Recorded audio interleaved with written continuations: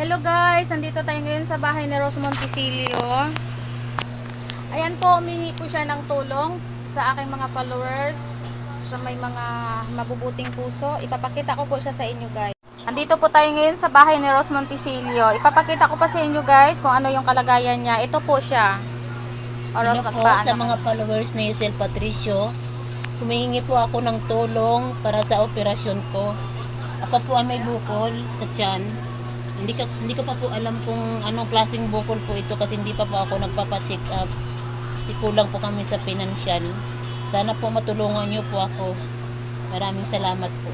Ilang buwan na yan, yung bukol mo? 2 taon na po. 2 taon na. So guys, 2 taon na pala tong kanyang bukol. Dati kasi nakikita ko to maliit pa lang yung kanyang bukol. Ito lumaki na po talaga. Tsaka meron na siyang, ayan, minamanas na po yung kanyang binte. Sana po may makatulong po sa kanya. Ayan, ito lang talaga yung kaya kong itulong sa kanya, yung ipopost siya para mayroong makapansin at makatulong sa kanya. Kaya ayan, Rose, anong ano mo sa akin mga followers? Baka may tumulong sa iyo diyan. At paano nila kung sakaling may tumulong sa iyo sa paano nila maipapadala kung sakali pera o ganon, paano nila i-send? Sa mga tutulong po, ilagay na lang po namin yung GCash number ko sa sa comment section.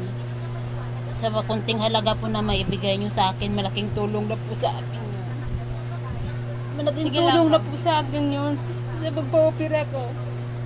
Meron pa akong anak na PWD na nawala po siya kahapon. Hindi ko na po siya mahanap kasi hindi ko na po kayang maglakad. Sobrang hyper niya po kasi gusto niya po lumabas ng bahay. ayan guys, sana po may makatulong kay Rose na kahit konting maliit lang na bagay, kahit konting halaga, malaking bagay na po yun sa kanya. So maraming salamat po, sana may makapansin.